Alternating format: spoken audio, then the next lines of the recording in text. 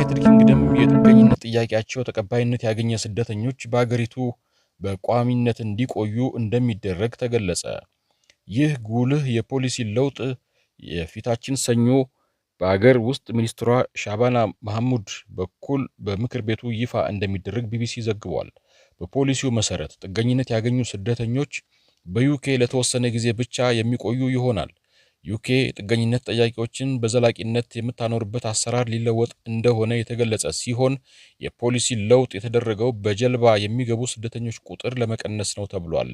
የጥገኝነት ጥያቄያቸው ተቀባይነት ያገኘ ሰዎች አገራቸው መመለስ አስጊ አይደለም ተብሎ በሚታመንበት ወቅት ላይ ወደ አገራቸው እንዲመለሱ ይደረጋል። በአሁኑ ወቅት ዩናይትድ ኪንግደም ለጥገኝነት ጠያቂዎች የ5 ዓመት የቆይታ ጊዜ ፈቅዳለች። ከዚያም ስደተኞች በዩኬ በዘላቂነት ለመቀጠል ማመልከት ይችላሉ። ፖሊሲው የተወሰደው ከዴንማርክ እንደሆነ ተነግሯል።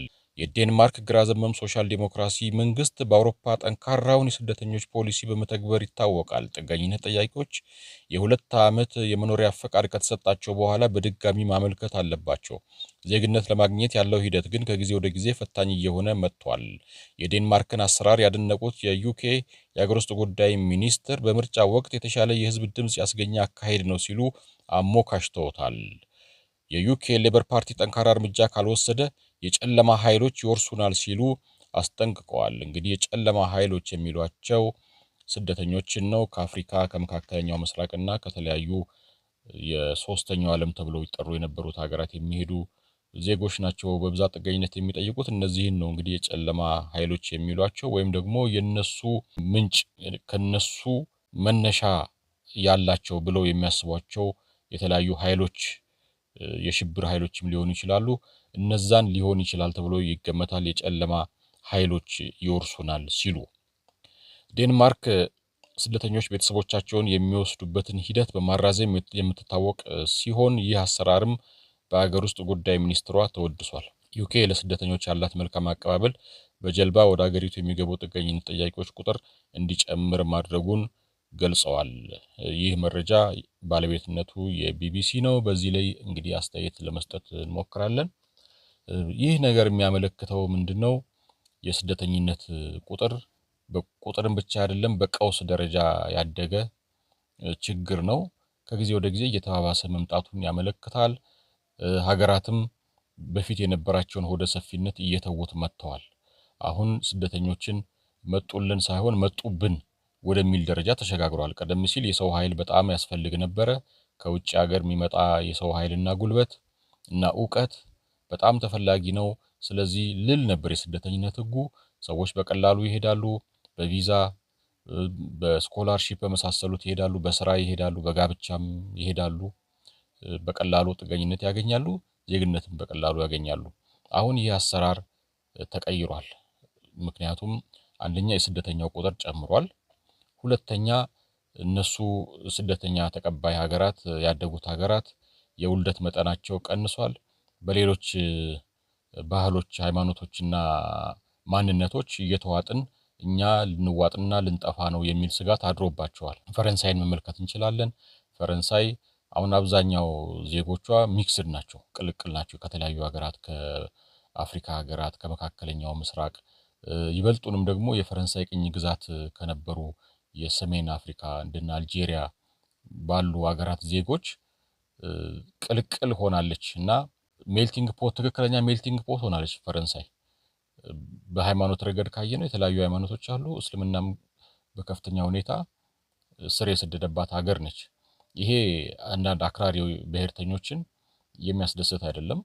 ሌላውንም እንደዚሁ ልንዋጥ ነው፣ ፈረንሳይነቷ ሊቀር ነው የሚል ስጋት አላቸው።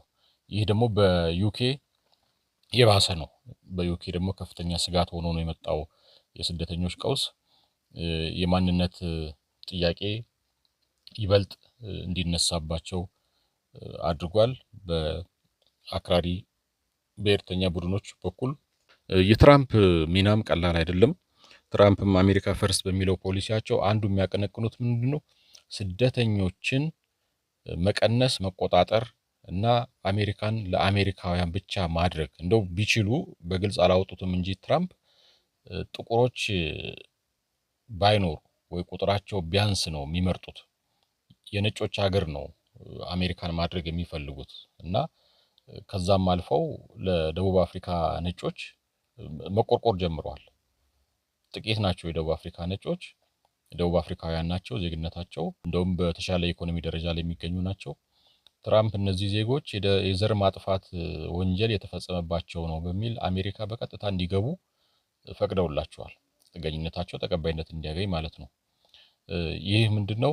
በአንድ በኩል ለሌሎች ለጥቁሮች እና ከለርድ ፒፕል ለሚባሉት ያላቸውን ንቀት እና አሉታዊ አመለካከት የሚያንጸባርቅ ነው። በእርግጥ ትራምፕ የሚደብቁ ሰው አይደለም። ከዚህ በፊት አፍሪካን ሺቶል ሲሉ ተሳድበዋል።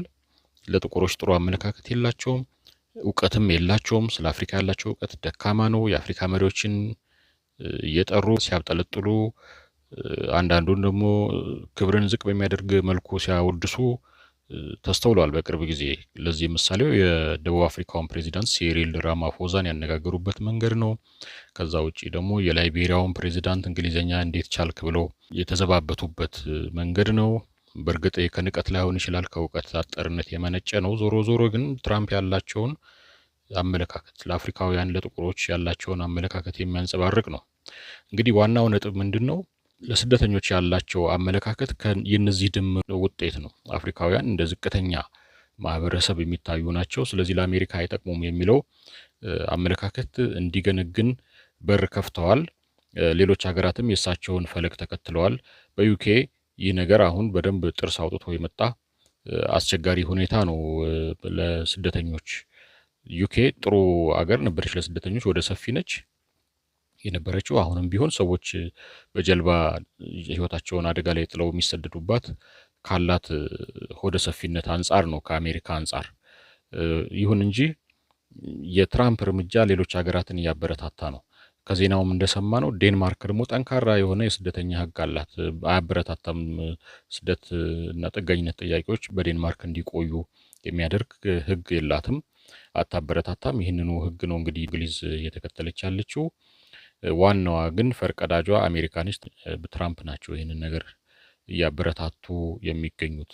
ስለዚህ ወደ መፍትሄው ስንመጣ ዜጎች እንግዲህ ህልውናቸው የመኖር ዋስትናቸው ሊረጋገጥ የሚችለው በሌሎች ሀገሮች ይሁንታና የውስጥ መረጋጋት፣ ሰላም መሆን የለበትም። በራሳቸው ሀገር ፍትህ፣ ዲሞክራሲ፣ እኩልነት፣ ሰላም ላይ ብቻ ነው መሆን ያለበት። ሀገራቸው ሰላም መሆን አለበት። በኢኮኖሚም እንደው ባያድግ እንኳ የተረጋጋ መሆን ይኖርበታል። ለዚህ ደግሞ መንግስታት እርምጃው መውሰድ አለባቸው። ለምንድን ነው ዜጎች ሀገራቸውን ትተው ወደ ሌላ ሀገር የሚሄዱት?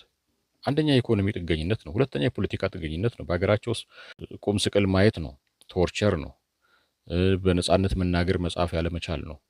ይህ እስከ ቀጠለ ድረስ ሰዎች መሰደዳቸውን አያቆሙም። የፈለገ ህጉ ቢጠብቅ በማንኛውም መንገድ ሄዶ ሰው አሁን በየመን እንደምናየው በየመንና በሳውዲ ድንበር ላይ ጥይት እየተተኮሰ ሩምታ ተኩስ እየተተኮሰባቸው ሰው በማስ ግር ብሎ ድንበር ለማቋረጥ ዘመቻ ሲያደርግ እንመለከታለን። ይህ ማለት እንግዲህ በሀገራቸው ያለው ሁኔታ የባሰ ነው ማለት ነው። ወይም ደግሞ እውቀትም የላቸውም። እዛ የሚጠብቁት ሌላ ዓለም ሊሆን ይችላል። ከመረጃ የራቁ ናቸው። ከመረጃና ከእውቀት የራቁ ሰዎች ሊሆኑ ይችላሉ። ራሳቸውን ለጥይት ዳርገው ደረታቸውን ለጥይት ሰጥተው ወደ ሳውዲ ለመግባት የሚጋጋጡ ዜጎች የምናገኘው። ስለዚህ ይህንን ማስተካከል የየሀገራቱ ፋንታ ነው። ምን ይሰራሉ? ኢትዮጵያ፣ ኤርትራ፣ ሱዳን፣ በአፍሪካ ብዙዎቹ ሀገሮች በዚህ ሁኔታ ውስጥ እያለፉ ነው። ስለዚህ ይህንን ነገር ማስተካከል የግድ ነው የሚል መልእክት አለን። ለዛሬ ያዘጋጀነው ዝግጅት እዚህ ላይ ተጠናቋል።